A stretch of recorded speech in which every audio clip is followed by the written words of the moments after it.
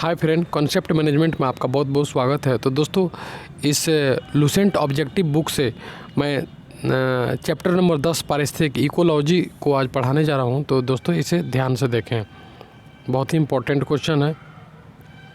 Question कह रहा है कि परिस्थिति शब्द को सर्वप्रथम प्रतिपादित करने का श्रेय किसे जाता है? तो रीटर को जाता है। रीटर को किसे जाता है? तो रीटर को जाता है। रीटर को जाता है। नेक्स्ट क्वेश्चन देखेंगे, जीवधारियों उनके वातावरण के बीच जीवधारी और उनके वातावरण के बीच अंतर अभिक्रिया के अध्ययन को क्या कहते हैं? तो उसे परिस्थितिकी बोलते हैं। अंतर अध्ययन की क्रिया को, जीवधारी और वातावरण के बीच जो अंतर क्रिया होती है उसे परिस्थितिकी बोलते हैं। नेक्स्ट क्वेश्चन देखेंगे, स्वपरिस्थितिक यानी ऑटोमेटिक इकोलॉजी का क्या अर्थ होता है? तो व्यक्तिगत जीवधारियों का पारिस्थितिकी अध्ययन, व्यक्तिगत जीवधारियों का पारिस्थितिकी अध्ययन को हम स्व परिस्थितिकी बोलते हैं। परितंत्र शब्द सर्वप्रथम प्रतिपादित किया, परितंत्र यानी इकोसिस्टम किसने प्रतिपादित किया? तो एजी टेंसले ने किया था। एजी टेंसले किसने किया था? तो एजी टेंसले ने किया था। एजी टेंसले ने किया था। नेक्स्ट क्वेश्चन देखेंगे, परितंत्र यानी इकोसिस्टम की परिभाषा क्या है? तो इकोसिस्टम की परिभाषा हुआ वातावरण के साथ जीवों का समुदाय जिसमें वे रहते हैं। वातावरण के साथ जीवों का समुदाय जिसमें वे क्या करते हैं? जिसमें वे रहते हैं। नेक्स्ट क्वेश्चन, परितंत्र के दो घटक कौन कौन से हैं? परितंत्र के दो घटक हैं, जीवाणु तथा अजीवीय। जीवाणु तथा अजीवीय। जीवाणु तथा अजीवीय। परितंत्र के दो घटक कौन कौन से हैं? जीवीय तथा अजीवीय। परितंत्र के दो घटक हैं, अजीवीय तथा जीवीय। नेक्स्ट क्वेश्चन देखेंगे, निम्न में कौन परितंत्र का अजीवीय घटक है? तो जीवाणु, क्लोरेला, मानव। अजीवीय कह रहा है तो जल हो जाएगा। किसी परितंत्र में ऊर्जा प्रवाह का सही मार्ग होता है। ऊर्जा प्रवाह का सही मार्ग होता है उत्पादक। एक नंबर में उत्पादक, शाकाहारी, मांसाहारी तथा अपघटक। उत्पादक, शाकाहारी, मांसाहारी तथा अपघटक होता है। नेक्स्ट क्वेश्चन हम देखेंगे, कह रहे कि खाद्य श्रृंखला यानी फूड चेन बनाती है। तो उत्पादक बनाती है उपभोक्ता, उत्पादक, उपभोक्ता और अपघटन। उत्पादक, उपभोक्ता और अपघटक। उत्पादक, उपभोक्ता और अपघटक बनाती है। किसी श्रृंखला में प्राथमिक उपभोक्ता होते हैं। तो प्राथमिक क्या होते हैं? तो प्राथमिक उपभोक्ता शाकाहारी होते हैं। शाकाहारी होते हैं। नेक्स्ट क्वेश्चन देखेंगे, किसी परितंत्र में उत्पादकों का कार्य होता है। परितंत्र जो होता है ना, उसमें उत्पादकों का कार्य क्या होता है? तो सौर ऊर्जा को पकड़ना एवं इससे रासायनिक ऊर्जा में बदलना। किसी परितंत्र में उत्पादक का क्या कार्य होता है? तो सौर ऊर्जा को पकड़ना यानी सौर ऊर्जा को ले लेना और इसे रासायनिक ऊर्जा में परिवर्तित कर देना। और इसे क्या करना? रासायनिक ऊर्जा में परिवर्तित कर देना। नेक्स्ट क्वेश्चन देखेंगे, करेगी परितंत्र में ऊर्जा का प्राथमिक या मुख्य स्रोत क्या है? तो परितंत्र में ऊर्जा का, परितंत्र जो होता है ना, उस ऊर्जा का प्राथमिक स्रोत सूर्य का प्रकाश है। सूर्य का प्रकाश है। परितंत्र में ऊर्जा का मुख्य स्रोत है सूर्य का प्रकाश। नेक्स्ट क्वेश्चन देखेंगे, इसमें कह रहा है कि किसी परितंत्र में सबसे बड़ी संख्या क्या होती है? तो परितंत्र में सबसे बड़ी संख्या होती है प्राथमिक उत्पादकों की सबसे बड़ी संख्या, यानी किसी परितंत्र में सबसे बड़ी संख्या होती है प्राथमिक उत्पादकों की संख्या सबसे बड़ी होती है। किसी परितंत्र में सबसे बड़ी संख्या प्राथमिक उत्पादकों की संख्या होती है। नेक्स्ट क्वेश्चन देखेंगे, वायु एवं जल की क्रिया द्वारा भूमि का हटाव कहलाता है। वायु एवं जल से जो भूमि का जो हटाव किया जाता है तो उसे अपरदन बोलते हैं। उसे क्या बोलते हैं? तो उसे अपरदन बोलते हैं। अपरदन। नेक्स्ट, मृदा अपरदन रोका जा सकता है। मृदा अपरदन वनों को उगाने से रोका जा सकता है। मृदा अपरदन जो होता है ना, वनों को उगाने से रोका जा सकता है। नेक्स्ट क्वेश्चन देखेंगे, बाढ़ को रोका जा सकता है। तो बाढ़ को नदियों पर बांध बनाकर एवं वृक्षारोपण करके रोका जा सकता है। नदियों पर बांध बनाकर तथा वृक्षारोपण करके। नेक्स्ट क्वेश्चन देखेंगे, मैंग्रोव वनस्पति पाई जाती है। मैंग्रोव वनस्पति सुंदरबन में पाई जाती है। कहाँ पे? तो सुंदरबन में पाई जाती है। मैंग्रोव वनस्पति कहाँ पे पाई जाती है? तो सुंदरबन में पाई जाती है। मैंग्रोव वनस्पति का मुख्य घटक क्या होता है? तो राइजोफोरा होता है। राइजोफोरा। मैंग्रोव वनस्पति का मुख्य घटक होता है राइजोफोरा। मैंग्रोव वनस्पति का मुख्य घटक क्या होता है? तो राइजोफोरा होता है।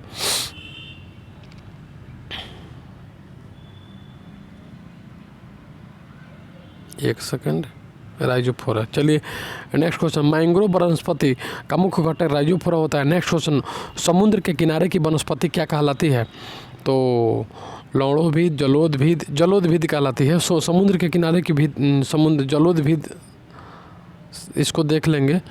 न्यूनीकृत पत्तियाँ और धंसे हुए रंध्र, न्यूनीकृत पत्तियाँ और धंसे हुए रंध्र किसके प्रमुख लक्षण है? न्यूनीकृत यानी छोटा पत्ती और धंसे हुए रंध्र, तो अधिपादप का क्या है लक्षण? अधिपादप का लक्षण है। नेक्स्ट क्वेश्चन कह रहा है कि मरुद्भिदों में लंबा मूल तंत्र होता है, क्यों? क्योंकि मरुद्भिदों में लंबा मूल तंत्र होता है क्योंकि गहरे जल स्तरों से जल अवशोषित करके जड़ें गहराई में चली जाती है। गहरे जल स्तरों से जल अवशोषित करके मरुद्भिदों में लंबा मूल तंत्र क्यों होता है? मरुद्भिद जो होता है ना, उसमें लंबा मूल तंत्र क्यों होता है? तो गहरे जल स्तरों से जल अवशोषित करने जड़ें गहराई में चली जाती है। जड़ें जो होता है ना, गहराई में चली जाती है। इसलिए यदि संसार के सभी पौधे मर जाएं तो किसकी कमी के कारण सभी जंतु मर जाएंगे? तो ऑक्सीजन की कमी के कारण। ये तो क्वेश्चन इंपॉर्टेंट है। नेक्स्ट क्वेश्चन देखेंगे। अधिपादप वैसे स्थानों पर पाए जाते हैं जहाँ पे वर्षा पूरे वर्ष होती है। अधिपादप यानी ईपी टेस्ट उसे कहते हैं, ईपी टेस्ट यानी अधिपादप उसे कहते हैं जहाँ पर पूरे सालों भर वर्षा होती है। तापमान कमी रहती है, वर्षा मौसम के अनुसार होती है, ऑक्सीजन ही नहीं होगा, सालों भर वर्षा होती है, उसे ईपी से कहते हैं। नेक्स्ट क्वेश्चन देखेंगे। मिर्मेकोफिली एक लाभदायक सहयोजन है। मिर्मेकोफिली एक लाभदायक क्या है? तो सहयोजन है। कुछ पुष्पी पादपों का कुछ पुष्पी पादप यानी चींटियों के मिर्मेकोफिली एक लाभदायक सहयोजन। मिर्मेकोफिली एक क्या है? तो लाभदायक सहयोजन है। कुछ पुष्पी पादपों का चींटियों के बीच संयोजन है। नेक्स्ट, संसार का सबसे बड़ा परितंत्र होता है तो सागर होता है। पर सबसे बड़ा परितंत्र क्या होता है? तो सागर होता है। नेक्स्ट क्वेश्चन देखेंगे। मृदा अपरदन रोका जा सकता है तो वन रोपण करके, मृदा अपरदन को वन के रोपण करके रोका जा सकता है। नेक्स्ट क्वेश्चन देखेंगे। जब हम बकरे का मांस खाते हैं तब क्या होता है? तो हम द्वितीय उपभोक्ता होते हैं। नेक्स्ट, सौर ऊर्जा किससे प्राप्त होती है? तो सौर ऊर्जा सूर्य से प्राप्त होती है। सौर ऊर्जा किससे प्राप्त होती है? सूर्य से प्राप्त होती है। नेक्स्ट क्वेश्चन देखेंगे। खाद्य श्रृंखला से अभिप्राय है इनमें से किसके द्वारा ऊर्जा अंतरण होता है? खाद्य श्रृंखला से अभिप्राय है तो एक जीव से दूसरे जीव में। खाद्य श्रृंखला से अभिप्राय है इनमें से किसके द्वारा ऊर्जा अंतरण होता है? तो एक जीव से दूसरे जीव में होता है। नेक्स्ट, हाइड्रोफाइट कहते हैं। हाइड्रोफाइट किसे? एक जलीय पौधों को हाइड्रोफाइट कहते हैं। यानी हाइड्रोफाइट किसे कहते हैं? तो एक जलीय पौधों को हम हाइड्रोफाइट कहते हैं। नेक्स्ट क्वेश्चन देखेंगे। निम्नलिखित में से कौन सा पौधा मरुद्भिद है?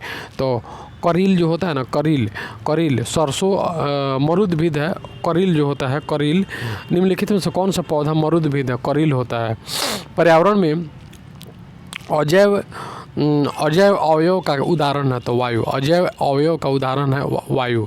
पर्यावरण में अजैव का उदाहरण है वायु। नेक्स्ट क्वेश्चन देखेंगे। हाइड्रोपोनिक्स संबंधित है तो मिट्टी के बिना पौधे की वृद्धि को हाइड्रोपोनिक्स बोलते हैं। मिट्टी के बिना पौधों की वृद्धि को हाइड्रोपोनिक्स बोला जाता है। सौर ऊर्जा का सबसे बड़ी यौगिकीकरण कौन है? सौर ऊर्जा का सबसे बड़ा यौगिकीकरण हरे पौधे होते हैं। सौर ऊर्जा का सबसे बड़ा यौगिकीकरण हरे पौधे होते हैं। नेक्स्ट क्वेश्चन देखेंगे। पारिस्थितिक संतुलन बनाए रखने के लिए भारत में पारिस्थितिक संतुलन बनाए रखने के लिए भारत में वन क्षेत्र कितने अनुपात में होना चाहिए? तो 33.3% होना चाहिए पारिस्थितिक संतुलन बनाए रखने। मैंग्रोव की खेती के लिए निम्न में से कौन सा क्षेत्र प्रसिद्ध है? तो दक्षिणी 24 परगना का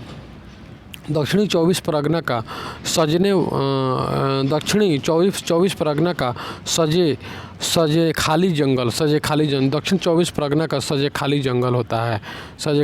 नेक्स्ट को एपीफाइट्स बहुत अधिक विकसित होती है। ऐसे पौधे होते हैं जो अन्य पौधों पर निर्भर करते हैं तो उसे क्या बोलते हैं? तो उसे यांत्रिक मदद हेतु यानी एपीफाइट्स बहुत अधिक विकसित होती है। यांत्रिक ऐसे पौधे जो अन्य पौधे पर निर्भर होते हैं तो उसे यांत्रिक मदद के लिए अन्य पौधों पर डिपेंड होते हैं। हैं। नेक्स्ट क्वेश्चन देखेंगे। नेक्स्ट क्वेश्चन कह रहा है कि पादपालय यानी पादपालय एक सुविधा है जिससे नियंत्रित दशाओं में पादपों का उगना संभव हो जाता है। तो पादपालय किसे बोलते हैं? नियंत्रित दशाओं में पादपों का उगना संभव हो जाता है। नियंत्रित दशा में पादपों का उगना संभव हो जाता है, उसे पादपालय बोलते हैं। पादपालय यानी पौधे के लिए जो एक विशिष्ट भूमि तैयार करके पौधा नहीं उपजाया जाता है अलग से, उसी को पादपालय बोलते हैं। निम्न में कौन सा कृषि कार्य पर्यावरणीय दृष्टि से उपयुक्त है? पर्यावरणीय दृष्टि से कार्बनिक कृषि जो होता है ना, वह पर्यावरणीय दृष्टि से क्या है? उपयुक्त है। कृषि कार्य पर्यावरणीय दृष्टि से उपयुक्त है। नेक्स्ट क्वेश्चन हम देखेंगे। नेक्स्ट क्वेश्चन कह रहा है कि अधिकांश मरुस्थलीय पादप रात्रि के समय ही पुष्पित होते हैं, क्यों? तो मरुस्थलीय कीट रात्रि के समय सक्रिय हो जाते हैं। मरुस्थलीय जो कीट होते हैं ना, वो रात्रि के समय क्या हो जाते हैं? सक्रिय हो जाते हैं। अधिकांश मरुस्थलीय पादप रात्रि के समय ही पुष्पित होते हैं। तो मरुस्थलीय कीट रात्रि के समय सक्रिय हो जाते हैं। इसी के चलते पादप रात्रि के समय ही मतलब फूलाते हैं, फूल पुष्पित होते हैं। रेगिस्तान में पैदा होने वाले पौधे क्या कहलाते हैं? तो जीरोफाइट को हम बोलते हैं। जीरोफाइट को रेगिस्तान में पैदा होता है। नेक्स्ट क्वेश्चन देखेंगे। पारिस्थितिक नीचे की संकल्पना को प्रतिपादित किया था, तो ग्रीनेल्स ने किया था। ग्रीनेल्स ने किया था। नेक्स्ट क्वेश्चन देखेंगे। नेक्स्ट क्वेश्चन कह रहा है कि सबसे अस्थायी पारिस्थितिक तंत्र है, तो समुद्र है। सबसे अस्थायी पारिस्थितिक तंत्र क्या होता है? तो समुद्र होता है, समुद्र। उसके बाद हम देखेंगे पॉल्यूशन से क्वेश्चन देखेंगे। पॉल्यूशन 11 नंबर चैप्टर है मेरा, पॉल्यूशन। आइए देखते हैं इससे। वायु प्रदूषणों का विश्वसनीय संकेतक है। वायु प्रदूषणों का विश्वसनीय संकेतक है लाइकेन तथा मॉस है। वायु प्रदूषण का विश्वसनीय संकेत इंडिकेटर क्या है? वायु जो प्रदूषण होता है उसका इंडिकेटर क्या है? तो लाइकेन्स तथा मॉस है। मोटर कार से उत्पन्न प्रदूषण जो मानसिक रोग पैदा करता है, तो पीबी। मोटर कार से पीबी यानी लेड, शीशा जो मानसिक प्रदूषण करता है। नेक्स्ट क्वेश्चन देखेंगे। कार्बन मोनोऑक्साइड एक प्रदूषक है क्योंकि यह हीमोग्लोबिन से संयोग करता है। कार्बन मोनोऑक्साइड एक बहुत बड़ा प्रदूषक माना जाता है क्योंकि यह हीमोग्लोबिन से संयोग करता है, इसलिए इसे कार्बन मोनोऑक्साइड को प्रदूषक माना जाता है। मुख्य वायु प्रदूषक होता है, तो CO। कार्बन मोनोऑक्साइड को मुख्य वायु प्रदूषक बोला जाता है। नेक्स्ट, मुंबई और कोलकाता जैसे शहरों में प्रमुख वायु प्रदूषक कौन होता है? तो कार्बन मोनोऑक्साइड और CO2 SO2 sulphur dioxide. Mumbai और कोलकाता जैसे शहरों में प्रमुख वायु प्रदूषक है कार्बन मोनोऑक्साइड और SO2 है। नेक्स्ट क्वेश्चन देखेंगे। निम्नलिखित में कौन सा वायुमंडलीय प्रदूषक नहीं होता है? तो कार्बन डाइऑक्साइड जो होता है ना, वायुमंडलीय प्रदूषक नहीं होता है, जबकि carbon monoxide, sulphur dioxide, hydrocarbons ये सब जो होता है ना वायुमंडलीय प्रदूषक होता है, और कार्बन डाइऑक्साइड वायुमंडलीय प्रदूषक नहीं होता है। वायुमंडलीय प्रदूषक कौन कौन होता है? तो hydrocarbons, carbon monoxide, sulphur dioxide होता है। नेक्स्ट क्वेश्चन देखेंगे। कह रहा है कि हरित गृह गैस यानी ग्रीन हाउस गैस कहलाने वाली गैस होती है, तो ग्रीन हाउस गैस किसको बोलते हैं? तो CFC को बोलते हैं, CO2 को बोलते हैं, CH4 को बोलते हैं, NO2 को बोलते हैं। CFC CO2 green house gas कौन कौन होती है? तो CFC CO2 CH4 मीथेन होता है, NO2 नाइट्रस ऑक्साइड होता है, कार्बन डाइऑक्साइड होता है, क्लोरोफ्लोरोकार्बन होता है। यानी ग्रीन हाउस गैस होती है क्लोरोफ्लोरोकार्बन, कार्बन डाइऑक्साइड और उसके बाद मीथेन और NO2 नाइट्रस ऑक्साइड। नेक्स्ट, कौन सी गैस पृथ्वी पर हरित गृह प्रभाव में सर्वाधिक योगदान देती है? तो कार्बन डाइऑक्साइड जो होता है ना, सबसे अधिक योगदान देती है हरित गृह प्रभाव के रूप में कार्बन डाइऑक्साइड। नेक्स्ट क्वेश्चन हम देखेंगे। करें कि मेट्रोपॉलिटन नगरों में प्रदूषण का प्रमुख कारण होता है स्वचालित वाहन जो होता है ना, स्वचालित वाहन सबसे प्रमुख कारण आजकल के डेट में है प्रदूषण का। निम्नलिखित में से कौन सी गैस हेमोग्लोबिन से संयोग करके रक्त में एक विशेष पदार्थ बनाती है? हेमोग्लोबिन से संयोग करके रक्त में, यानी कार्बन मोनोऑक्साइड जो होता है ना, हेमोग्लोबिन से वहीं संपर्क करता है और एक विशेष प्रकार के बनाता है। मोपला दुर्घटना में किस गैस का रिसाव हुआ था? तो मिथाइल आइसोसाइनाइड का हुआ था। मिथाइल आइसोसाइनाइड का भोपाल दुर्घटना में किस गैस का रिसाव हुआ था? मिथाइल आइसोसाइनाइड का हुआ था। नेक्स्ट क्वेश्चन देखेंगे, निम्नलिखित में कौन जैव अक्षयकारी प्रदूषक है? जैव अक्षयकारी प्रदूषक है जैव अक्षयकारी। जैव अजैव की बात नहीं कर रहा है, जैव तो प्लास्टिक है। जैव मतलब वायु में जो प्रदूषक होता है, तो उससे प्लास्टिक है, पारा है और डीडीटी है। प्लास्टिक, पारा, डीडीटी तीनों है उपयुक्त सभी। जैव अक्षयकारी प्रदूषक होता है तो प्लास्टिक, पारा और डीडीटी। प्लास्टिक, पारा और डीडीटी।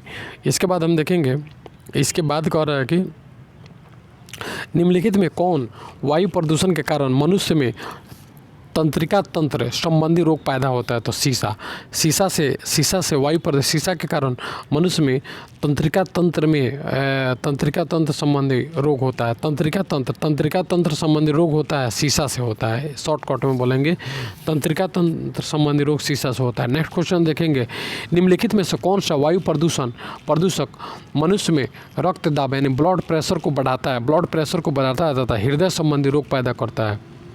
ब्लड प्रेशर को बढ़ाता है तथा हृदय संबंधी रोग पैदा करता है। तो वहीं कैडमियम जो होता है ना, वह क्या करता है?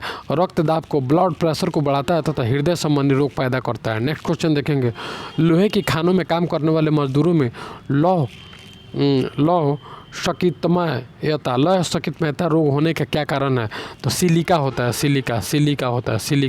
लोहे की खानों में काम करने वाले लोगों में लौह सकितमयता रोग होने का कारण है तो सिलिका है। नेक्स्ट क्वेश्चन देखेंगे कि वायुमंडल में कार्बन डाइऑक्साइड का निर्माण मुख्यतः होता है तो जीवों के श्वसन से होता है। कार्बन डाइऑक्साइड जो होता है ना, जीवों के श्वसन से होता है। नेक्स्ट, ताजमहल को क्षति पहुंच रही है किस? तो मथुरा तेल शोधनशाला से निकले वायु प्रदूषण से। मथुरा तेल शोधनशाला से निकले वायु प्रदूषण से ताजमहल को काफ़ी क्षति पहुंच रही है। नेक्स्ट क्वेश्चन देखेंगे, मथुरा शोधशाला से।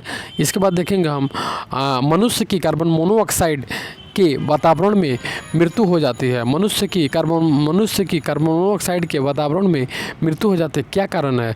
क्योंकि यह रक्त के हेमोग्लोबिन के साथ संयोग करके रक्त को ऑक्सीजन अवशोषित करने के योग्य बना देता है। रक्त को ऑक्सीजन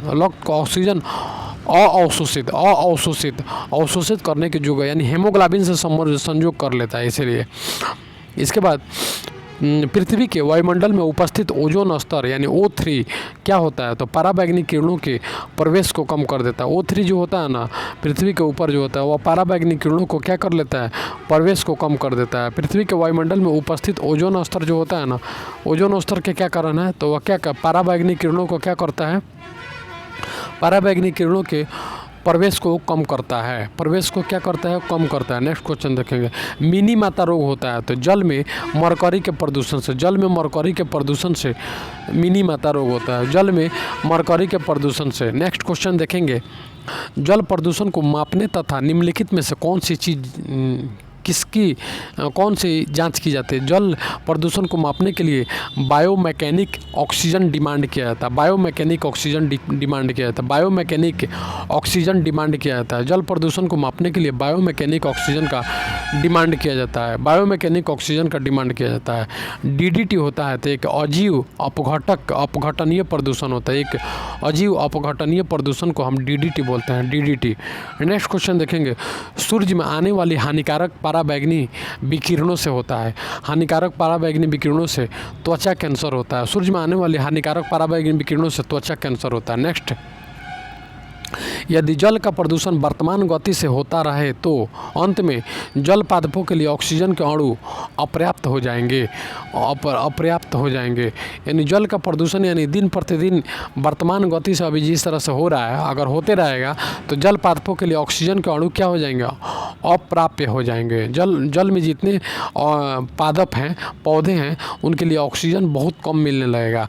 इसके बाद देखेंगे नदियों में जल प्रदूषण की माप की जाती है तो O2 यानी ऑक्सीजन की घुली हुई मात्रा से, ऑक्सीजन की घुली हुई मात्रा से नदियों में जल प्रदूषण की माप की जाती है। ऑक्सीजन की घुली हुई मात्रा से नदियों में जल प्रदूषण की माप की जाती है। नेक्स्ट क्वेश्चन देखेंगे, निम्न में कौन सी गैस वायु को प्रदूषित नहीं करता है?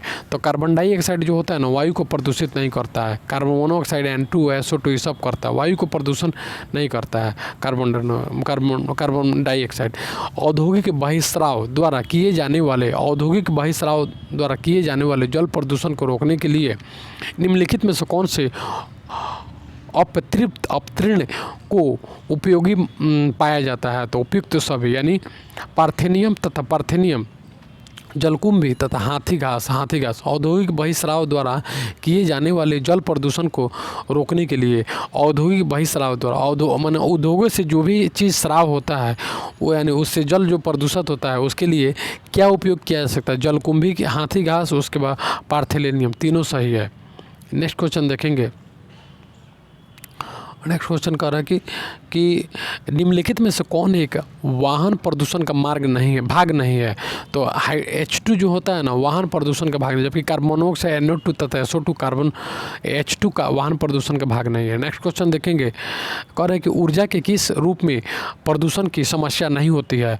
तो प्रदूषण की समस्या सौर से नहीं होती है। ऊर्जा के सौर रूप से प्रदूषण की समस्या नहीं होती है। नेक्स्ट, निम्नलिखित में कौन अधिकतम ध्वनि प्रदूषण का कारण है? तो अधिकतम ध्वनि प्रदूषण जो होता है ना, जेट उड़ान जो भरता है, जो हवाई जहाज जब उड़ान भरता है ना, सबसे ज़्यादा आवाज़ देता है, सबसे ज़्यादा शोरगुल होता है, ध्वनि प्रदूषण होता है। नेक्स्ट क्वेश्चन देखेंगे, राष्ट्रीय पर्यावरण अभियांत्रिकी संस्थान कहाँ है? तो नागपुर में। पर्यावरण जो अभियांत्रिकी यानी पर्यावरण विज्ञान संस्थान कहाँ है? तो वहीं नागपुर में स्थित है। नागपुर पर्यावरण विज्ञान, राष्ट्रीय पर्यावरण विज्ञान संस्थान नागपुर में, पर्यावरण विज्ञान संस्थान नागपुर में है। नेक्स्ट क्वेश्चन देखेंगे, मानव जनित पर्यावरण प्रदूषण कहलाते हैं तो परजैविक कहलाते हैं। मानव जनित पर्यावरण प्रदूषण क्या कहलाते हैं? तो परजैविक कहलाते हैं। नेक्स्ट क्वेश्चन देखेंगे, वैश्विक तापन के फलस्वरूप होता है। वैश्विक तापन क्या है? तो समुद्र तल में वृद्धि तथा वैश्विक तापन यानी धरती पर जितने भी बोझ बढ़ते जा रहे हैं, चाहे वो पौधे हो, जीव जंतु है, उसका फलस्वरूप क्या होता है? तो समुद्र तल में वृद्धि हो जाती है, तटरेखा में परिवर्तन हो जाता है और उसका फसल के स्वरूप में परिवर्तन हो जाता है, यानी उपयुक्त सभी इसका उत्तर कहेंगे। नेक्स्ट क्वेश्चन देखेंगे, वायुमंडल में जिस ओजोन छिद्र का पता लगाया गया वह कहाँ स्थित है? तो अंटार्कटिक के ऊपर है। वायुमंडल के जिस ओजोन छिद्र का पता लगाया गया वह कहाँ है? तो अंटार्कटिका के ऊपर है। अंटार्कटिका, ओजोन छिद्र का पता लगाया गया वह अंटार्कटिका के ऊपर है। अंटार्कटिका के ऊपर है। वायुमंडल में जिस ओजोन छिद्र का पता लगाया गया वह कहाँ स्थित है? तो वह अंटार्कटिका में स्थित है। नेक्स्ट क्वेश्चन देखेंगे, निम्नलिखित में से कौन सी गैस वैश्विक उष्णता के लिए उत्तरदायी है? तो कार्बन डाइऑक्साइड और मीथेन। वैश्विक उष्णता यानी जीव जंतुओं और मानवों के लिए उष्णता यानी गर्मी के लिए उत्तरदायी है कार्बन डाइऑक्साइड और मीथेन होता है।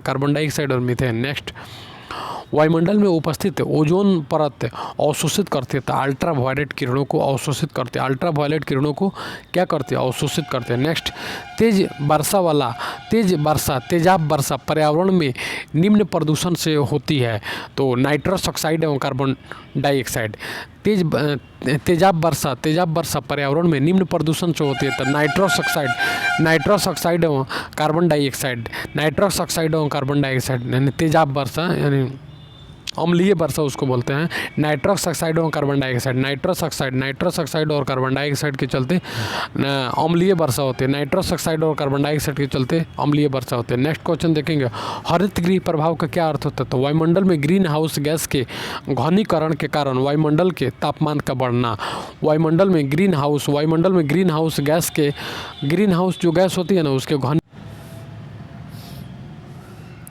वायुमंडल में उपस्थित ओजोन परत अवशोषित करती है तो अल्ट्रा वायलेट किरणों को अवशोषित करती है। नेक्स्ट क्वेश्चन देखेंगे,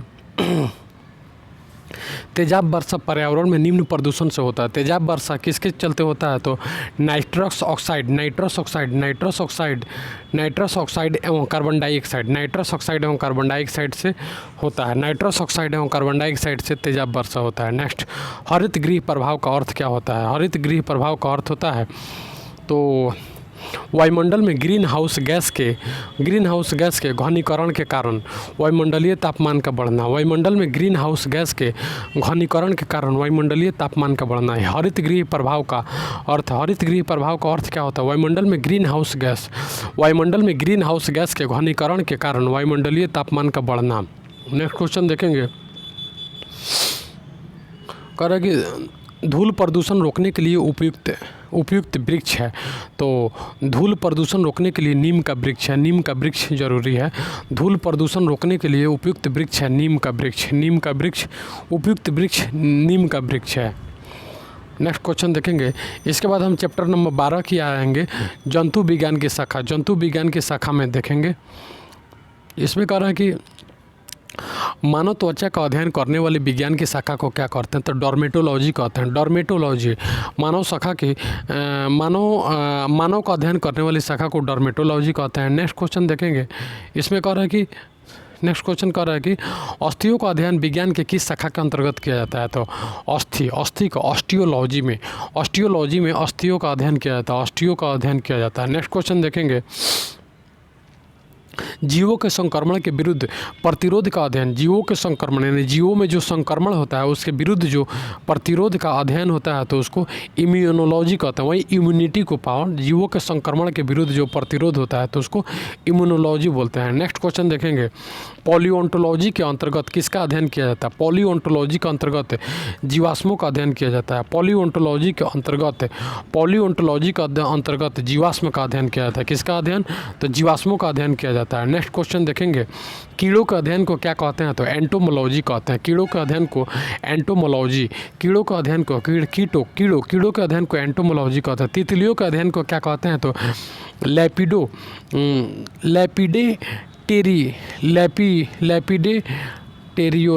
लैपिडोटेरियोलॉजी। तितलियों के अध्ययन को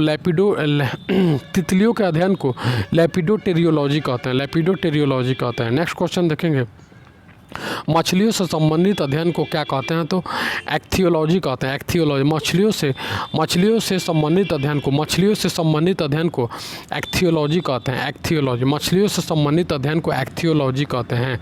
नेक्स्ट क्वेश्चन देखेंगे, ऑर्निथोलॉजी में किसका अध्ययन होता है? तो ऑर्निथोलॉजी में पक्षियों का अध्ययन होता है। हिस्टोलॉजी में किसका अध्ययन होता है? तो हिस्टोलॉजी में ऊतक का अध्ययन। घाव का अध्ययन किसको कहते हैं? तो ट्रेमेटोलॉजी में घाव का अध्ययन किया जाता है। उसके बाद में कैंसर संबंधी रोग का अध्ययन किसको कहते हैं?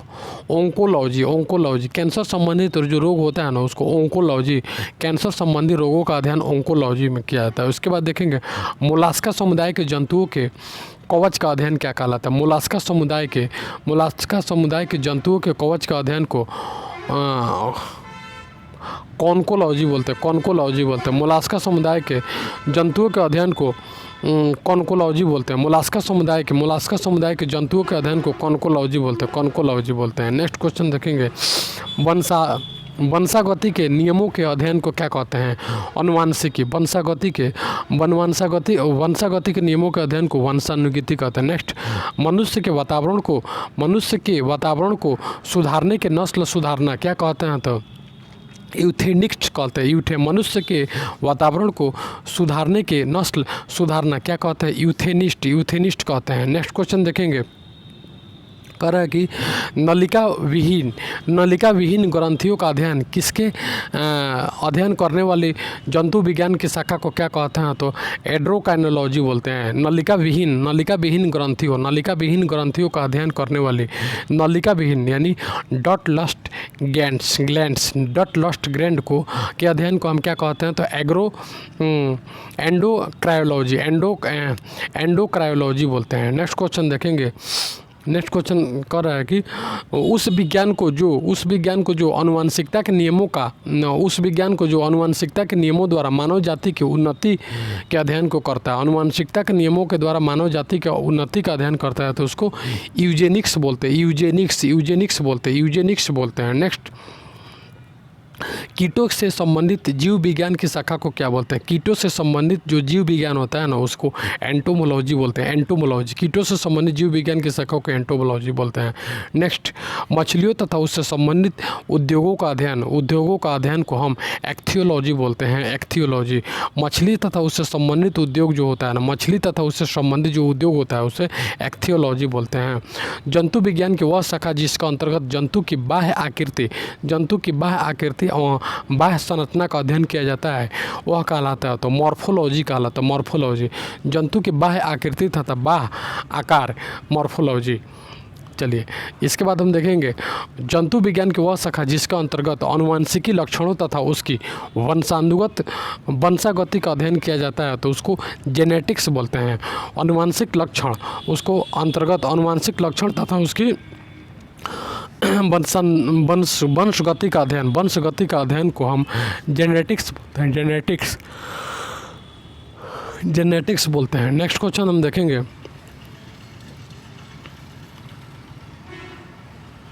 नेक्स्ट क्वेश्चन कह रहा है कि जंतु तथा उसके आसपास के वातावरण संबंधित अध्ययन, तो पारिस्थितिकी बोलते हैं। पारिस्थितिकी, जंतु तथा उसके आसपास के वातावरण को पारिस्थितिकी बोलते हैं। नेक्स्ट, मांसपेशियों का अध्ययन क्या कहते हैं? तो माइकोलॉजी कहते हैं। मांसपेशियों का अध्ययन को हम माइकोलॉजी।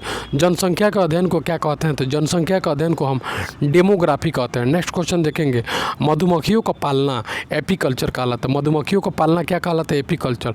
रेशम पालन कहलाता है, तो सेरीकल्चर को हम रेशम पालन कहते हैं। नेक्स्ट क्वेश्चन देखेंगे, ऊतकों की रचना के अध्ययन से संबंधित विज्ञान को, ऊतक जो होता है ना, उसके रचना कैसे होता है उसके संबंधित अध्ययन के विज्ञान को हिस्टोलॉजी बोलते हैं। हिस्टोलॉजी, ऊतकों की रचना से के अध्ययन से संबंधित विज्ञान को हिस्टोलॉजी बोलते हैं। नेक्स्ट क्वेश्चन देखेंगे, विज्ञान की शाखा न्यूरोलॉजी में कौन सा अंग का अध्ययन किया जाता है? न्यूरोलॉजी में स्नायु तंत्र का अध्ययन किया जाता है। न्यूरोलॉजी में किसका अध्ययन किया जाता है? तो स्नायु तंत्र का अध्ययन किया जाता है।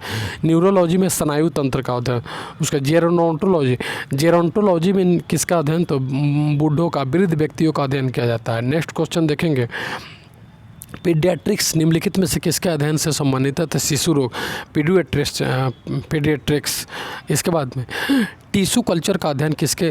तो आनुवंशिकी के लिए किया जाता है। आनुवंशिकी के लिए किया जाता है। टिश्यू कल्चर का अध्ययन किसके लिए किया जाता है? आनुवंशिकी के लिए किया जाता है। आनुवंशिकी के लिए किया जाता है। उसके बाद में देखेंगे ऑन्कोलॉजी किसका अध्ययन कहलाता है? तो ऑन्कोलॉजी कैंसर का अध्ययन को कहते हैं। ऑन्कोलॉजी कैंसर का। ऑन्कोलॉजी किसके अध्ययन को कहते हैं? तो कैंसर के अध्ययन को ऑन्कोलॉजी कहते हैं। कैंसर। जेनेटिक्स में किसका अध्ययन किया जाता है? तो जेनेटिक्स में आनुवंशिकता।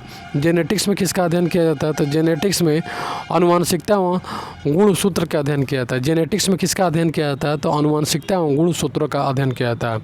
आनुवंशिकी किससे संबंधित है? तो आनुवंशिकता का। आनुवंशिकी किससे संबंधित है? तो आनुवंशिकता का से संबंधित है। नेक्स्ट क्वेश्चन देखेंगे, जनसंख्या के अध्ययन को क्या कहते हैं? तो डेमोग्राफी कहते हैं। जनसंख्या के अध्ययन को हम डेमोग्राफी कहते हैं। नेक्स्ट क्वेश्चन देखेंगे, रक्त में एंटीबॉडी और एंटीजन के अध्ययन को क्या कहते हैं? एंटीबॉडी और एंटीजन को सीरोलॉजी कहते हैं। एंटीबॉडी और एंटीजन के अध्ययन को सीरोलॉजी कहते हैं।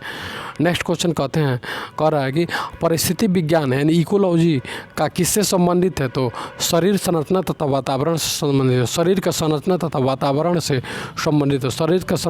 वातावरण से संबंधित है। ये चैप्टर यहीं पे ख़त्म हो गया। सॉरी दोस्तों।